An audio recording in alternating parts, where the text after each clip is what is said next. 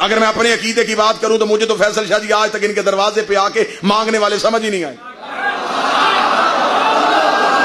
لاہور والوں مجھے تو ابھی تک وہ فقیر نہیں ملا جو علی سے انگوٹھی لے کے گیا.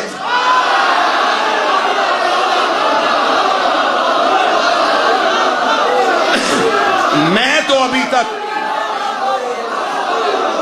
ابھی تک اس فقیر کو ڈھونڈ رہا ہوں. اتنا اعلیٰ فقیر جس کی آواز علی نے نماز میں سن لی. وہ علی جو کہتا ہے کہ میری نماز تو ہی سے گفتگو کا نام ہے.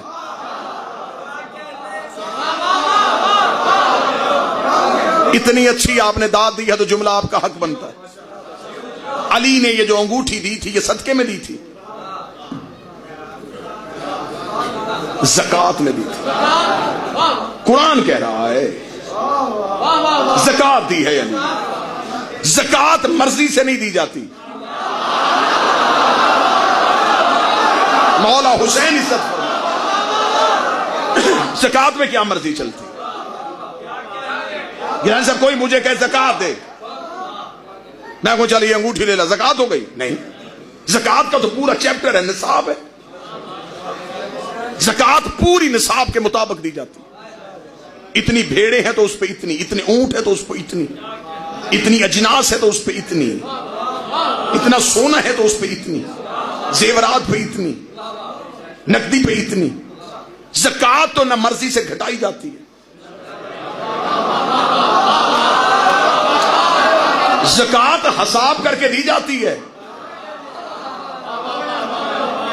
نوجوان بیٹھے ہیں, آپ کی جو انکم ہے اس کا 2.5% جو ہے وہ آپ کی زکات ہے. وہ تو آپ کو کیلکولیٹ کرنی پڑتی ہے کہ میری انکم اتنی ہے, اس میں اتنی بنی. ایک اندازے کے مطابق ایک مثال دے رہا ہوں.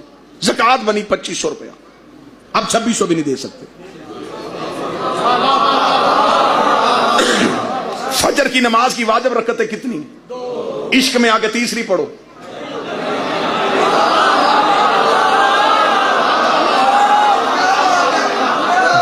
تو اطاعت تھی, تیسری بڑی بغاوت ہو گئی. تو عبادت میں تو مرضی نہیں. ایسے ہی زکات میں مرضی نہیں, نہ بڑھائی جا سکتی نہ گھٹائی جا سکتی. علی نے دی انگوٹھی. اس کا مطلب ہے کہ آج کے فارمولے پہ اگر اپلائی کیا جائے تو علی کی انگوٹھی علی کی جائیداد کا 2.5%.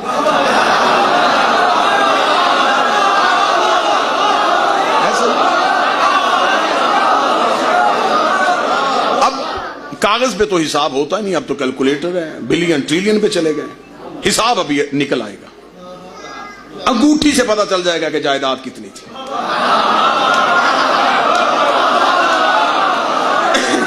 دیکھتے ہیں وہ جس کے گھر نہ آٹا تھا نہ دانا تھا, اس کے جانشین کی جائیداد کتنی ہے. ابھی پتا چل جاتا ہے. آؤ ہسٹری سے پوچھیں, یہ جو مولا علی کے ہاتھ میں انگوٹھی تھی, چاندی تھی, ہیرا تھا, زمرد تھا, یاقوت تھا, الماس تھا, کیا تھا؟ تفاسیر قرآن نے کہا یہ انگوٹھی وہی تھی جو سلیمان بن داؤد کے ہاتھ میں تھی.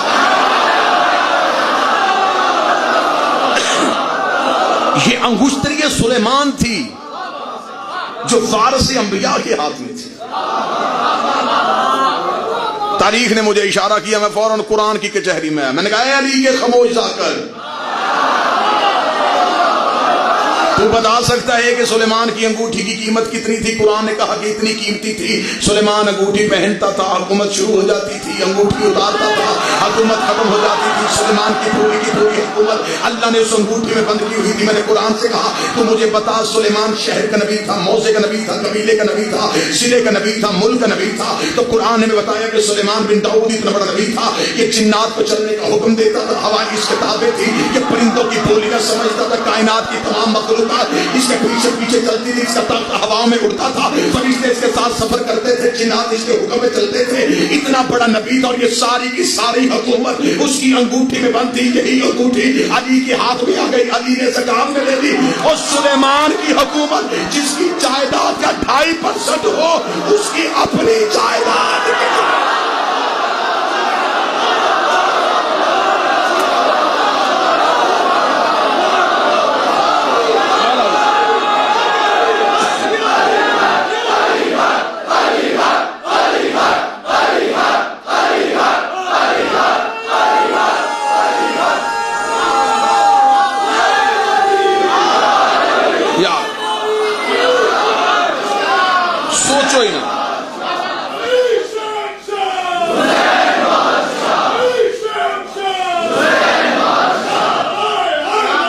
علی یا علی یا علی مدد. کتنی حکومت ہوگی؟ چند جاہلوں پہ راج کرتا علی، چند شہروں میں حکومت کرتا علی. ہم نے علی سے حکومت چھین لی. تجھے کیا پتا کہ علی کتنا بڑا حاکم ہے؟ چلیں اگلے سطر میں پڑھ دیتے ہیں کہ کتنی بڑی حکومت، کتنی بڑی ملکیت.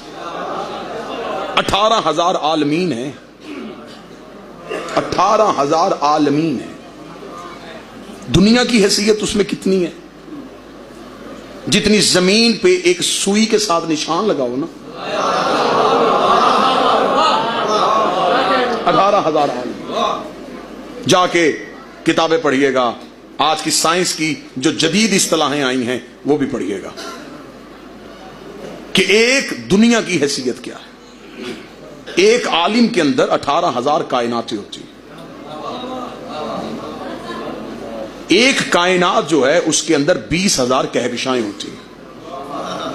ایک کہکشاں کے اندر 20 لاکھ سورج ہوتے ہیں. ہر سورج کی اپنی ایک دنیا ہوتی ہے.